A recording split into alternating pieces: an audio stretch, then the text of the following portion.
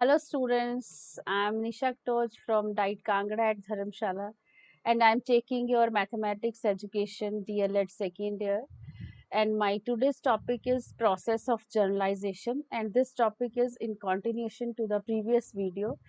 And under process of generalization today we will study inductive reasoning process that enable hypothesis formation. So we will start with process of generalization part 2, and this is inductive reasoning process that enable hypothesis formation. यानी कि आज हम जानेंगे कैसे आगमनात्मक तर्क प्रक्रिया से हम परिकल्पना का निर्माण करते हैं। तो अब उसके पहले हम ये जानेंगे कि what is inductive reasoning process. आगमनिक तर्क की प्रक्रिया क्या है? तो प्रक्रिया जानने से पहले हम ये जानेंगे कि आगमनिक तर्क क्या है, किसे आगमनिक तर्क कहते हैं। So inductive reasoning is the form of reasoning in which a general principle is derived from a study of particular objects or specific processes। कि हम बहुत सारे specific examples को observe करते हैं अच्छे से। Observation में ये ध्यान रखते हैं हम कि क्या कॉमन चीज इन एग्जाम्पल्स में है, उस कॉमन चीज को ऑब्जर्व करके हम जनरलाइजेशन बनाते हैं। तो उसी को हम इंडक्टिव रीजनिंग कहते हैं। और यू कैन से कि inductive reasoning is making conclusion based on patterns we observe. या आगमनात्मक तर्क तर्क का वह रूप है जिसमें सामान्य सिद्धांत विशेष वस्तुओं या विशिष्ट प्रक्रियाओं के अध्ययन से निकाला जाता है। अध्ययन कैसे करना है? स्पेसिफिक एग्जांपल्स लेने हैं, उसमें ऑब्जर्वेशन करनी है कि क्या कुछ कॉमन चीजें हमें दिखाई दे रही हैं, उन्हीं कॉमन चीजों को फिर हमने सामान्यीकरण कर देना है। तो इस तरह से हम इंडक्टिव रीजनिंग में करते हैं। इसमें स्टूडेंट्स क्या करते हैं? They observe the relationship among such cases which lead them to guess a common pattern. तो उन्होंने ऑब्जर्वेशन करनी है, किसी कॉमन पैटर्न तो नहीं दिख रहा है उसमें। Thus a formula or the generalization is arrived at through a process of inductive reasoning। तो इस तरह से आगमनिक तर्क से हम सामान्यीकरण तक पहुंचते हैं।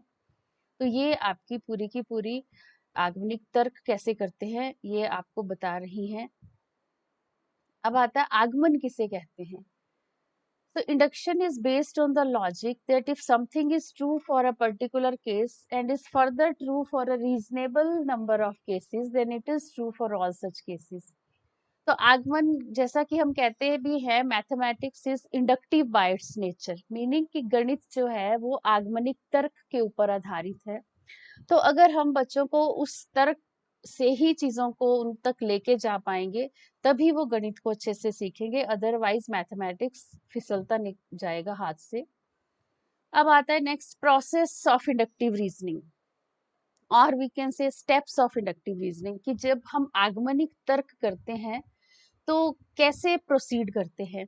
तो सबसे पहले हमारा रहता है विशिष्ट उदाहरणों का प्रस्तुतिकरण। हम पर्टिकुलर एग्जाम्पल्स लेते हैं। सेकंड है उन एग्जाम्पल्स को ऑब्जर्व करते हैं कि कैसे हमारे, जैसे नंबर पैटर्न्स ले लिया आपने या कोई शेप्स ले ली, उनमें क्या कॉमन चीज है वो ऑब्जर्व करते हैं। और जब ऑब्जर्वेशन हम कर लेते हैं, कॉमन चीज हमें उसमें दिख जाती है, तो उसी को फिर हम उसकी सामान्यीकरण कर देते हैं, जो भी कॉमन चीज हमें दिखती है। अब कॉमन चीज का जब सामान्यीकरण करते हैं, अगर इट डिपेंड्स कि हमने कितना सही किया है सामान्यीकरण, उसके बाद उसका टेस्टिंग और वेरिफिकेशन करते हैं, जो भी निष्कर्ष हमने निकाला है। अगर टेस्टिंग और वेरीफाई हो जाता है वो जनरलाइजेशन सभी केसेस के लिए, तो हम कहते हैं कि ये फॉर्मूला या गणित की परिभाषा है। अगर टेस्टिंग और वेरिफिकेशन पे हम सभी केसेस के लिए वो सही नहीं रहता है हमारी कॉमन ऑब्जर्वेशन, तो हम कहते हैं कि इसको हम गणित में फॉर्मूला या परिभाषा नहीं ले सकते हैं। एक केस रहता है कि अगर आपकी टेस्टिंग वेरिफिकेशन सभी केसेस के लिए, जितने भी आपने एग्जांपल्स लिए, वो कॉमन पैटर्न सभी में सही है किसी एक केस को छोड़ के, तो फिर हम उसमें एक कंडीशन इम्पोज कर देते हैं कि इसको छोड़ के सभी के लिए सही है। वो आप आगे जानेंगे भी कैसे। So let's take an example. Maths का एग्जाम्पल लिया है तो ये अब हम इंडक्टिव रीजनिंग से जनरलाइजेशन तक पहुंचेंगे, और जब इंडक्टिव रीजनिंग से हम जनरलाइजेशन तक पहुंचते हैं तो वही परिकल्पना, जनरलाइजेशन ही परिकल्पना है, हाइपोथेसिस है। तो यहाँ आप देखिए मैंने विषम संख्याएं ली हैं, 1 3 5 7 9 11 13, और इनका स्क्वायर किया है, square of an odd number, यानी वर्ग निकाला है। एक का वर्ग कैसे निकालते हैं, 1 इंटू 1। 3 का वर्ग है 3 इंटू 3 9। अब जब ये वर्ग निकाल के जो संख्याएं आई हैं, इनमें अब कॉमन चीज ढूंढनी है हमें। तो आप देख रहे होंगे, एक तो आप और भी बहुत ज्यादा ऑब्जर्वेशन कर सकते हैं, मैंने अभी एक समझाने के लिए आपके लिए ली है कि अगर इन संख्याओं का इकाई का अंक देखेंगे तो 19591959119, एक तो ये 195 में ही कोई अंक है। तो हमने पिछले एपिसोड, टीचिंग एपिसोड में जाना था कि जिन संख्याओं का इकाई का अंक 1 3 5 7 या 9 में से कोई अंक रहता है वो विषम है। तो ये सारी की सारी विषम है, इनका अंक ही 1 9 5 इन्हीं संख्याओं में से है।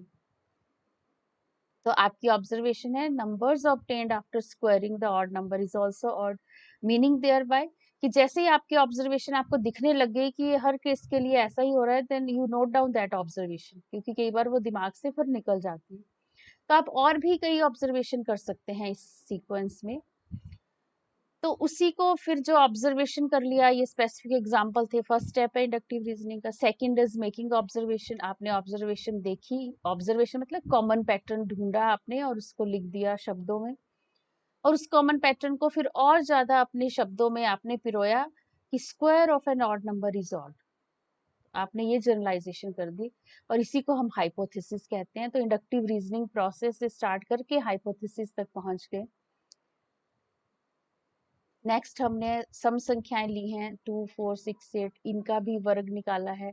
तो इकाई का अंक देखें आप, 4 6 4 0 4 6 6 4 0 4 6 6 4, इसमें आप देख रहे होंगे तो 0 4 6 आ रहा है, ये भी एक पैटर्न है। लेकिन मैं अभी जो मैंने ऑब्जर्वेशन किया है वो मैंने ये किया है कि इन संख्याओं में इकाई का अंक 4 6 0 आ रहा है। तो हमने, मालूम है हमें कि जिन संख्याओं का इकाई का अंक 2 4 6 8 या 0 में से कोई अंक हो तो वो सम संख्याएं या इवन नंबर होती हैं। तो अब ऑब्जर्वेशन आ गई, numbers obtained after squaring the even number is again even. This was the observation, second step of inductive reasoning. Third is generalization, सामान्यीकरण या निष्कर्ष या हाइपोथेसिस। तो हमारी जो हाइपोथेसिस है that is based on so many particular cases. तो this is square of an even number is even, तो ये मैंने बना दिया। अब नेक्स्ट केस लेते हैं। प्राकृत संख्याएं ली हैं 1 2 3 से लेके 10 तक। सेकंड कॉलम में इनके गुणनखंड, इन संख्याओं के गुणनखंड लिखे हैं, और गुणनखंड सभी गुणनखंड लिखने हैं, कोई छोड़ना नहीं है। जैसे 2 के तो 1 एंड 2 हैं, 3 के 1 एंड 3, आप बोले 4 के गुणनखंड मैंने 1 और 4 लिख दिए, नहीं, सारे गुणनखंड लिखने हैं। 1 2 4, 5 के हैं 1 5, इस तरह सभी गुणनखंड लिख लिए 10 तक। आप यही जो आपका मैंने टेबल बनाया है 10 तक लिया है, आप इसी को 50 तक लेके जा सकते हैं, गुणनखंड लिखो। अब हम इसमें फिर से अब गुणनखंडों वाले कॉलम में आप ऑब्जर्वेशन करना, देखो पहला गुणनखंड हर संख्या का, यहाँ पे आप देख रहे होंगे क्या नंबर है, 1। तो फिर हम एक ऑब्जर्वेशन आई कि हर संख्या तो गुणनखंड तो 1 है, तो हम इसमें लिख देते हैं 1 is a factor of every natural number, जो अभी तक हमने ऑब्जर्व किए। मेरी 10 पर्टिकुलर एग्जांपल्स लिए हैं मैंने, 10 संख्याएं, तो उसमें 1 सभी का कॉमन फैक्टर आ रहा है, यहाँ पे इसको लिख लिया। नेक्स्ट हमने देखा 1 संख्या है, 1 भी उसका गुणनखंड है। अगर मैंने 2 प्राकृतिक संख्या लिए तो उसका गुणनखंड 2 भी आ रहा है, 3 लिए है तो इसका गुणनखंड 3 भी आ रहा है, 4 लिए है तो 4 भी आ रहा है। तो एक और कॉमन चीज मुझे दिख रही है कि हर संख्या स्वयं का भी गुणनखंड है, और सबसे बड़ा गुणनखंड है स्वयं। जैसे 10 अगर संख्या है तो सबसे बड़ा गुणनखंड 10 है, बाकी सब गुणनखंड इस संख्या से छोटे हैं। एक और ऑब्जर्वेशन आपके पास कि every natural number is a factor of itself. देखो 2 का फैक्टर 2 है, 3 का फैक्टर 3 है, तो यहाँ से हमने कॉमन पैटर्न किया कि एवरी नेचुरल का, ये मैंने नेचुरल नंबर्स लिए हैं, तो every natural number is a factor of itself. अगली आप देख रहे हो कि जितने गुणनखंड लिखे हैं, अगर इसके मैं गुणनखंड देखूं तो 1 स्मॉलेस्ट है, 313 में 1 स्मॉलेस्ट है, 1 सबसे छोटा गुणनखंड ही 1 है। तो next observation, 1 is the smallest factor of every natural number. और जो संख्या स्वयं है वो अपना ही हाईएस्ट फैक्टर है। 1 का हाईएस्ट फैक्टर 1 है, 2 का 2 है, 3 का 3 है। तो highest factor of every natural number is the number itself. तो जो आप वर्ड्स में लिखते हो सेम यहाँ पे आपको कॉरेस्पॉन्ड करना चाहिए। तो ये आपने सारी ऑब्जर्वेशन, आप और भी कर सकते हैं। अभी फिलहाल मैंने इतनी ऑब्जर्वेशन ली हैं और इन्हीं ऑब्जर्वेशन की जनरलाइजेशन, जैसे 1 is a factor of every natural number, तो यहाँ लिख दिया 1 is a factor of every natural number. ये जनरलाइजेशन अब मैंने पूरी संख्याओं के लिए कर दी है। यहाँ मैंने नहीं लिखा है कि विच वी हैव ऑब्जर्व।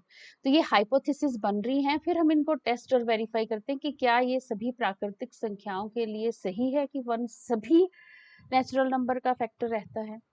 तो उसको बाद में टेस्टिंग, ये अभी हाइपोथेसिस बन रही है हमारी, तो हमने इंडक्टिव रीजनिंग प्रोसेस से शुरू करके देखा कि कैसे हाइपोथेसिस बनता है और फिर उसको बाद में टेस्ट और वेरीफाई करते हैं। अब हम आते हैं गुणनखंडों की संख्या, नंबर ऑफ फैक्टर्स मीनिंग गुणनखंडों की संख्या। तो 1 का गुणनखंड 1 ही है, तो यहाँ उनकी संख्या 1 आ गई। 2 के काउंट करेंगे 1 2, 2 गुणनखंड है तो संख्या 2 आ गई। इस तरह सारे लिख लिए। अब जब गुणनखंडों की संख्या को ऑब्जर्व किया तो मैं देख रही हूँ कि कुछ संख्याओं के 2 गुणनखंड हैं यहाँ, कुछ के 2 से ज्यादा हैं, 3 हैं, 4 हैं, 4 हैं, 3 हैं। एक संख्या ऐसी है जिसका एक ही गुणनखंड है। तो ये अभी एग्जाम्पल कम है, मैं 50 तक संख्या लेके गुणनखंडों की संख्या ऑब्जर्व करूं तो आप देखेंगे यहाँ पे कि कुछ संख्याओं, जैसे 1 is the only number having only 1 factor, एक ऐसा संख्या है जिसकी केवल एक ही गुणनखंड है। रेस्ट ऑल हैव 2 और मोर देन 2 फैक्टर्स, बाकी जितनी एक संख्या को छोड़ दें बाकी सभी के 2 या 2 से ज्यादा गुणनखंड है। तो ये एक कॉमन चीज हमने फिर ऑब्जर्व कर ली कि कुछ संख्याओं के 2 गुणनखंड है, कुछ के 2 से ज्यादा है।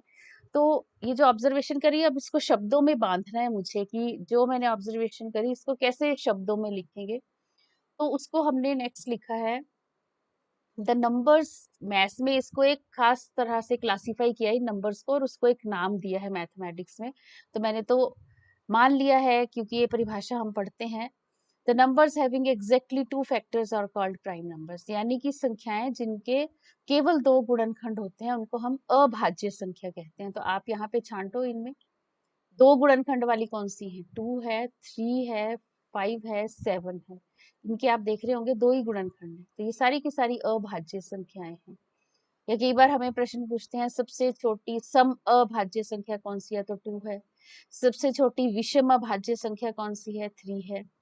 और आप देख रहे 2 है, 3 है, 5 7, और 2 is the only even prime number. 2 ही एक ऐसी संख्या है जो सम संख्या भी है और अभाज्य भी है, बाकी सारी की सारी विषम है। और जिन संख्याओं के 2 से the numbers having more than 2 factors, जिन संख्याओं के 2 से ज्यादा गुणनखंड हैं उनको हम भाज्य संख्या कहते हैं। तो अब आप यहाँ देखें, ये तो भाज्य भी नहीं है, अभाज्य कोई टेस्ट क्वालिफाई नहीं करता। 1 के 2 गुणनखंड नहीं है इसलिए ये अभाज्य नहीं है, इसके 2 से ज्यादा भी नहीं है इसलिए ये भाज्य भी नहीं है, इसका केवल एक ही गुणनखंड है। तो हम एक और यहाँ से सामान्यीकरण कर सकते हैं कि 1 is neither a prime number nor a composite number because it has only one factor। ये कारण भी दे रहे हैं साथ में। अब कई बार हमसे पूछते हैं सबसे छोटी भाज्य संख्या कौन सी है, तो आप देखें कि जब 3 फैक्टर है ये 4, या कई बार यही क्वेश्चन आ जाता है सबसे छोटी सम भाज्य संख्या कौन सी है, तो आ गया 4। अब आपके पास नेक्स्ट क्वेश्चंस कई बार ऐसा भी पूछ लेते हैं आपके पास कि सबसे छोटी विषम भाज्य संख्या कौन सी है। विषम तो कई स्टूडेंट्स 3 को टिक कर आते हैं, ये नहीं है, ये अभाज्य है। तो सबसे छोटी विषम अभाज्य कितनी आ गई, 5। तो इस तरह से बहुत से क्वेश्चंस हैं जो हम आंसर कर पाते हैं जब हम इंडक्टिव रीजनिंग से चीजों को सीखते हैं। तो वो हम जब इस तरह से सीखते हैं तो हमारे माइंड में वो कंक्रीट हो जाती है, एक पैटर्न दिखने लग जाता है, हम कल्पना कर लेते हैं जब इस तरह से इस प्रोसेस से बच्चों तक डेफिनेशन या फॉर्मूला को लेके जाते हैं। एक और एग्जांपल लिया है, इसको आपने खुद ही करना है। एक 6 लिया है मैंने, भाज्य है, एक डिवाइजर है, जब 6 को 1 से भाग करते हैं तो भागफल ये आएगा, शेषफल ये आएगा। तो एक और हम ऑब्जर्वेशन यहाँ पे कर रहे हैं, ये सारे लिख के कि भाज्य मैंने चेंज किए हैं, भाजक सेम रखा है, भाज्य भाजक चेंज किए हैं, 1 है, डिवाइजर फिर 2 है, फिर 3 है, फिर 4 है, फिर 5 है, फिर 6 है।